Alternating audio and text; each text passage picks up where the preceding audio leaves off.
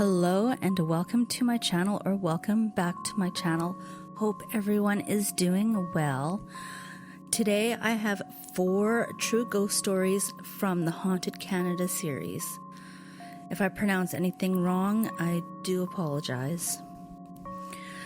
Ghostly Business, Halifax, Nova Scotia. In 1820, Alexander Keith, a young immigrant from Scotland, bought a brewery in Halifax and began a tradition of brewing fine beers in Nova Scotia. He had learned the business from an uncle in England a few years earlier, and used what he had learned to become a very successful businessman. He also became a prominent politician, actively involved in the development of Halifax and in the move to have Nova Scotia join Canada's Confederation in 1867. But he never stopped taking pride in his reputation as an excellent brewer. Even now, he seems to linger, checking on the high standards he set nearly 2 centuries ago. Several workers at the brewery market on Halifax's Lower Water Street, home to Alexander Keith's Nova Scotia Brewery, are convinced it's his ghost that haunts the place. They've been startled when it makes its presence known in different parts of the establishment, but they're not too frightened by the sound of footsteps wandering through empty halls. They figure it's just Keith keeping an eye on what they're doing in his name. However, there are a few very disturbing reports of another phantom lurking around the brewery market. And that one isn't friendly. It's the gory reflection of a blood-covered man that suddenly appears in a washroom mirror. When a terrified customer turns around to see what horrors is behind him, he finds there's nothing there, and a hasty dash for the exit seems the best thing to do. Peak Confinement, Ottawa, Ontario. Visitors looking for an inexpensive place to stay while touring Canada's capital often check into Ottawa's main youth hostel, and for some, the stay there is truly unforgettable. The hostel is located at 72 Nicholas Street in a massive stone building that was home to the Carleton County Jail for more than 100 years, from 1862 to 1972. Officially, only 3 hangings took place in the jail, but guards sometimes took it upon themselves to string up a prisoner from a beam near the gallows on the 8th floor, then cut down the body and watch it plummet to the courtyard below. Hundreds of other people died because of torturous treatment and miserable conditions in the jail, and thousands more, men, women, and children, died when, as newly arrived immigrants infected with scarlet fever, they were kept in the basement in an attempt to control the spread of the highly contagious disease. The bodies of the infection-riddled victims were burned, and their remains were buried on the grounds of the jail. Not surprising, then, are the many reports suggest that the Ottawa jail hostel had some very creepy residents, serving longer than life sentences.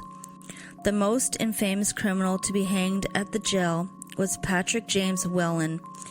He was convicted of assassinating Thomas D'Arcy McGee, one of Canada's fathers of Confederation. Whelan maintained his innocence right up to his death. An execution that was watched by a sensation-seeking crowd of 5,000.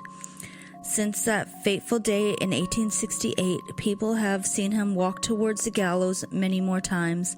His ghost has appeared in his cell on death row too, and even in the rooms of a few horrified guests. Hostel visitors have also had nerve-wracking encounters with other spirits that haunt the jail. They've been nudged in the back by an invisible presence. They've been startled by shadowy figures showing up at their doors, and they've been sent shivering from a location that is suddenly engulfed by icy blasts. They've heard chains rattling, pipes banging, cell doors clanging, children crying, women wailing, men talking in empty rooms and hallways. And they've even had to listen to tales of a legendary evil vampire hiding out in the building, one rumored to have feasted on the blood of children. Despite such disturbing reports of otherworldly activity, the hostel continues to attract guests looking for reasonably priced rooms in an unusual setting rich to local history. Some even specifically check in hoping for a supernatural thrill. When folks who are easily frightened might want to think twice about staying there, the emotional price might be far too high for them to pay. Dead Man's Island, Halifax, Nova Scotia. Elegant yachts, now moored along the mainland side of Melville Island, a small island near the head of the northwest arm of Halifax Harbour in Nova Scotia. But in the early 1800s, this was a much grimmer place. Back then, British Navy warships dropped anchor there to unload French and American prisoners of war captured during the Napoleonic Wars and the War of 1812. The British had built a large military prison there in 1803 specifically to house such prisoners until they could be exchanged for their own captured soldiers and sailors. The captives were warned off trying to escape by being told untruthfully that the waters around the island are filled with hungry sharks, but infectious diseases did claim the lives of some of the men confined there in such close quarters. Their bodies were wrapped in shrouds and rowed to a nearby spit of land that prisoners called Target Hill, and that came to be known as Dead Man's Island. Here the remains of close to 200 American sailors and soldiers were buried in shallow graves. So were the bodies of 100 black slaves who had abandoned the American army for the British and then succumbed to smallpox. Then came the Irish immigrants who had died of typhus fever. Most of the prison buildings on Melville Island burned down in 1936. But over the years, people would wander around Dead Man's Island looking for relics of its past. And when they did, they occasionally discovered skeletal remains, giving rise to stories of ghosts haunting the old graveyard. Boys would challenge each other to sneak out at the end of the spit of night, and a few brave souls did spend some spine-tingling moments there, coming back with tales of spooky shapes moving around in the dark. Some of those stories didn't seem to be far-fetched, though.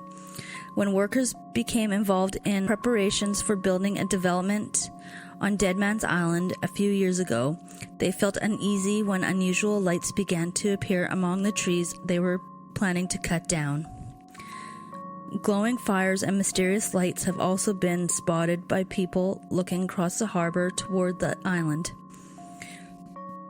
And Alan Hatfield, a psychic visiting the site in 2002, heard the voice of 3 distinct male spirits. In the late 1990s, some Halifax residents started lobbying to have the spit of land preserved as a historic site, and they were eventually successful. Development plans were halted in 2000 when the city bought the property so it could be respectively preserved as a burial ground.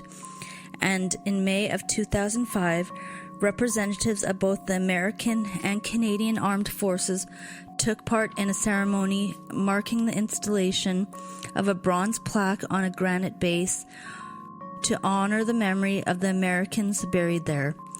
At last, it seems many restless souls have found peace, but strange lights are still occasionally spotted on Dead Man's Island, and teenagers are still daring each other to head out that way after dark.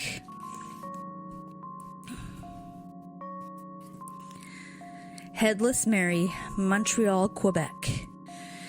Most people don't go looking for ghosts, and most don't want ghosts to come looking for them. But for more than 130 years, curiosity seekers have gathered in Griffintown, an area of downtown Montreal near the Lachine Canal, hoping to see the ghost of a woman looking for her head. And over the years, parents living in the area have warned their misbehaving youngsters that the headless ghost would come after them while she wandered around searching for it. Griffintown was a bustling, working-class neighborhood of Montreal where thousands of Irish immigrants settled when they arrived in Canada in the 19th century. Life was hard for many of the people living there. It was certainly hard for 2 friends, Mary Gallagher and Susan Kennedy, who were staying in a flat in a house at the corner of William and Murray Street in the summer of 1879. On the night of June 27th, they'd been socializing with a man named Michael Flanagan, and they got into a terrible fight, and Mary Gallagher was killed. According to court documents, Susan Kennedy knocked her to the floor and whacked her several times with an axe, chopping off her head. A neighbor living downstairs said the blows overheard were so violent that the ceiling plaster cracked, sending pieces showering down. Susan Kennedy was found guilty of murdering her best friend. Her sentence, death by hanging, was supposed to be carried out on December 5th, 1879, but a judge finally spared her life and sent her to prison instead. She was eventually paroled after serving 16 years in the Kingston Penitentiary in Ontario. In the years following Mary Gallagher's death, several people reported seeing her on the streets of Griffintown, dressed as she had always been in life. And even though her ghost didn't always appear headless, people said she was looking for her head. As the number of Mary Gallagher sightings dwindled over time, locals began to talk about how she just appeared once every 7 years on the anniversary of her death. Few traces of Gallagher's old neighborhood remain in Montreal. Abandoned factories and slum housing have been replaced by film studios and trendy condos, looking out over the Lachine Canal.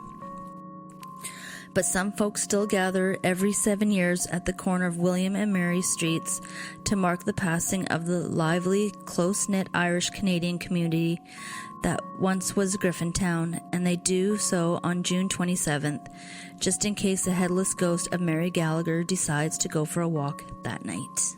Thank you for listening. If you like this type of content, please consider subscribing and liking my channel, and I will see you on the next one.